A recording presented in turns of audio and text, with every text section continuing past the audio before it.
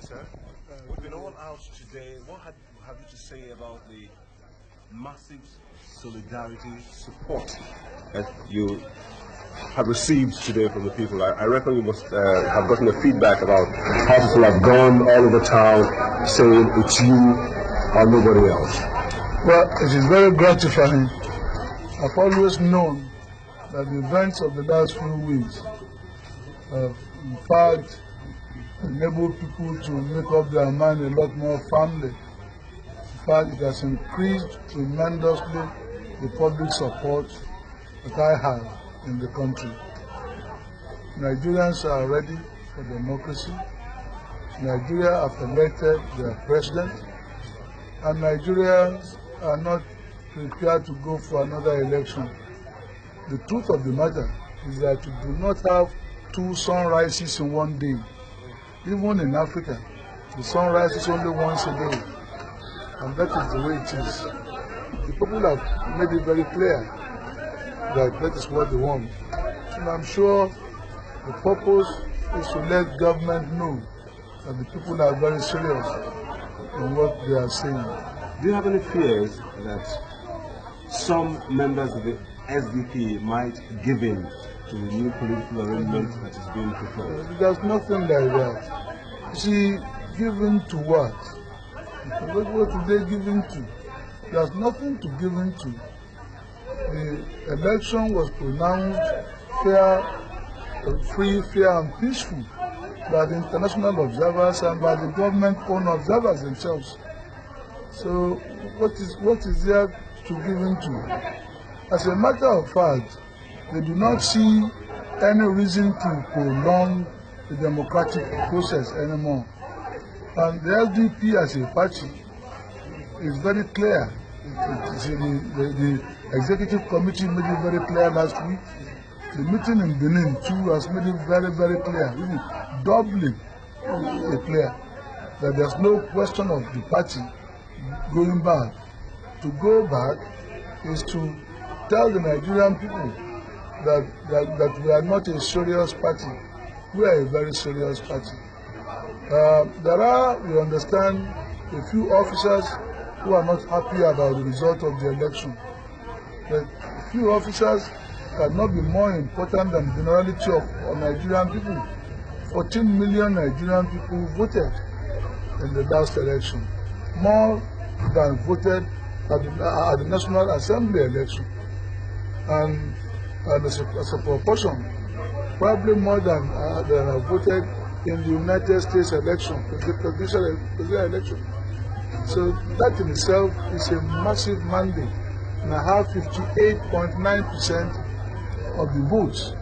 I won in 20 states, and I won the 1/3 of the votes in 28 out of 30 states, and at the Federal Capital Territory of Abuja. There's nothing else. Do you think the president will backpedal? Well, it's not a matter of backpedaling. It's a matter of a misunderstanding. He was not accurately informed. For example, there were talks about bribes there were allegations of bribery to NEC. I've already said anybody with proof of that allegation should go to court. Bribery of an electoral officer, of a public officer, is an offense. It's really a felony under the law of Nigeria. The matter should be taken to a criminal court. And secondly, there were allegations that the turnout was low. That has been debunked. There were more voters during the presidential election than during the National Assembly elections. So that is not true either. There were allegations that the judiciary is being put into jeopardy or into ridicule.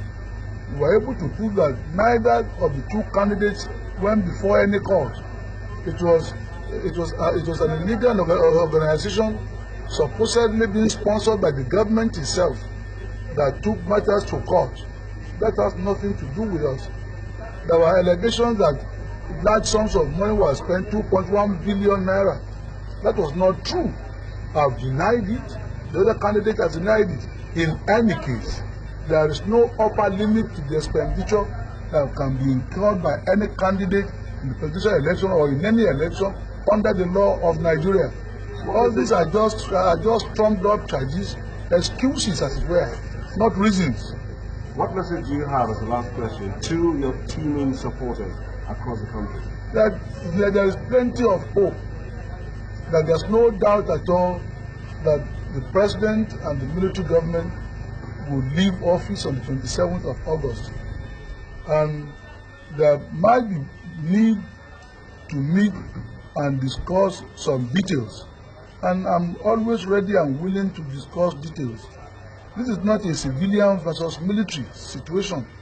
The preponderant majority of the Nigerian military and their family voted overwhelmingly for me in the last election.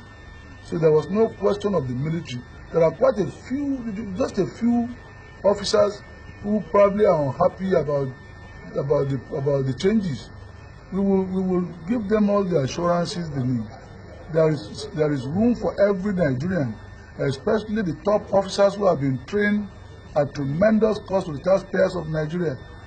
The list of people which people have alleged have been prepared by me for dismissal or retirement is not true. I have no such list. We need all the soldiers we have in the Nigerian army, especially the senior ones who have been trained at considerable cost to the taxpayers of our country. Thank you very much. Thank you very much indeed.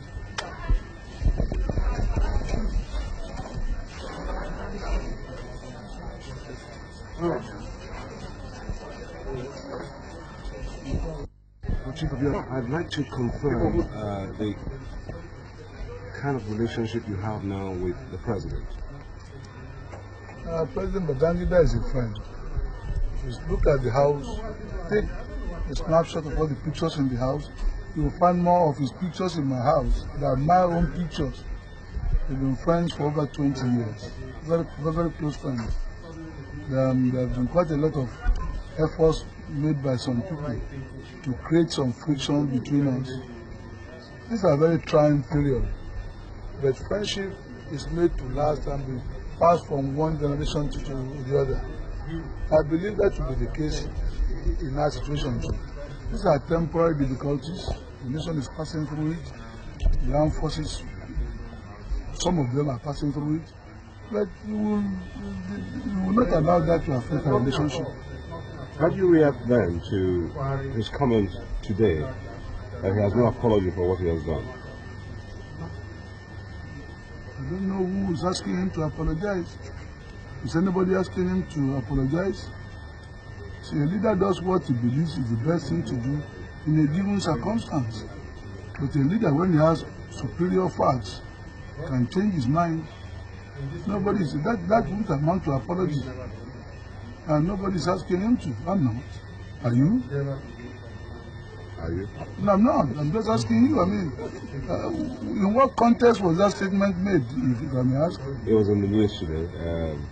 I think he's reviewing the whole the situation and saying that he stands firmly by what he's done. Perhaps has a wind of what the SDP's position is. Well, I'm not asking him to apologize. I'm just asking that in the light of the popular mandate of the Nigerian people, as a Nigerian too, and as a leader of Nigeria, you should think again. That's all. I'm not asking for apology. In fact, that is not required. Are there any other views you want to put across? Well, you know, this is a very it is not always every time that the changeover of government from military to civilian goes as clockwork as that of Obasanjo to Rajishon Shagari. It could be difficult in some instances. The maturity is required to deal with it, experience is required, and patriotism is required on both sides. Yes. That will not be lacking by the grace of God on this occasion too. Certainly not on this side. Thank you very much indeed. Thank you.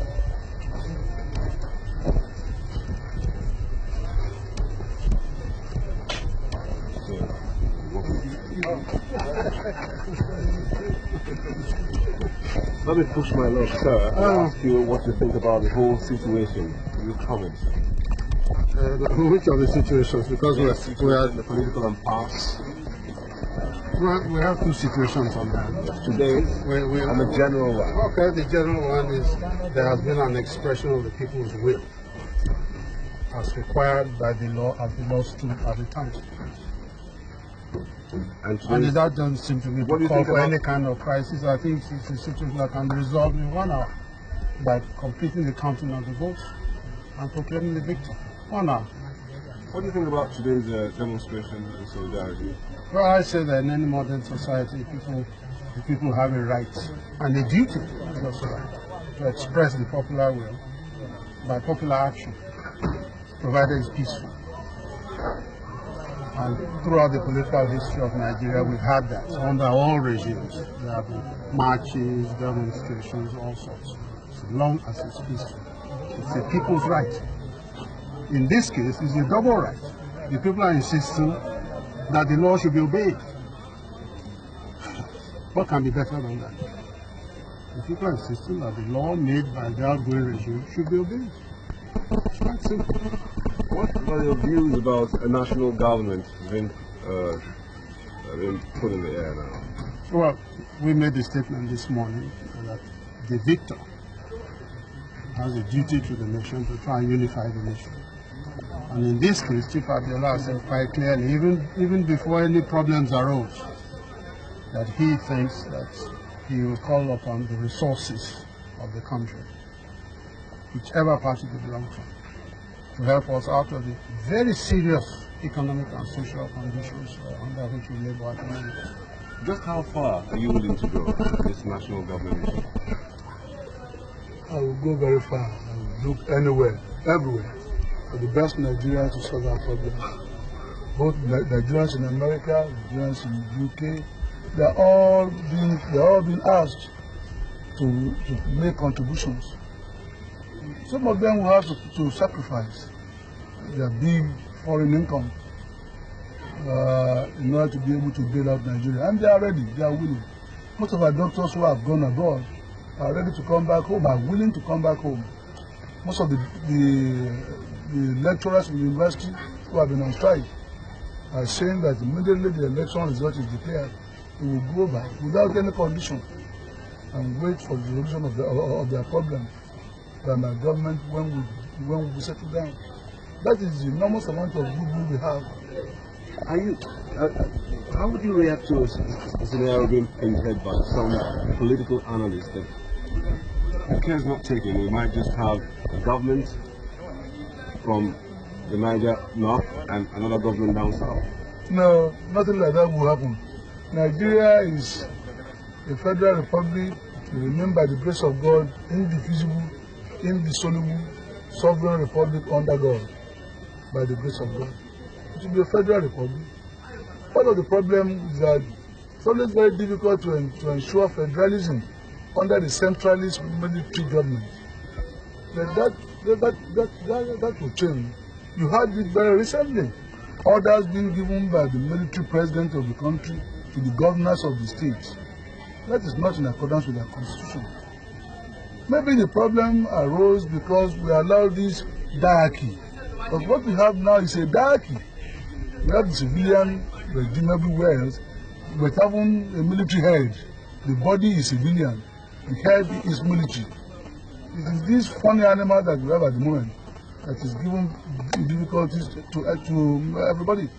Nobody seems to know what to call it. If you look at the head, you see the military. If you look at the regular part of the body, you see civilian. What is it? Is it a civilian government we have now or military? I think it's a quasi-military concussion of governance. And it is this type of thing that has created that. But quite candidly, that is the thing.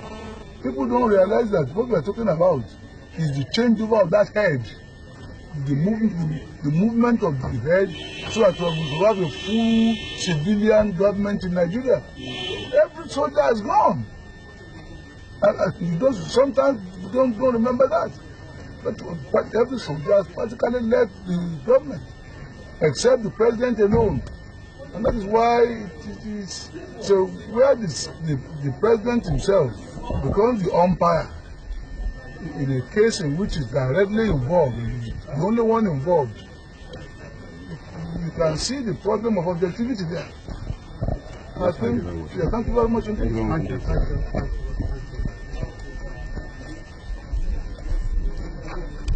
A very strange gentleman, yeah.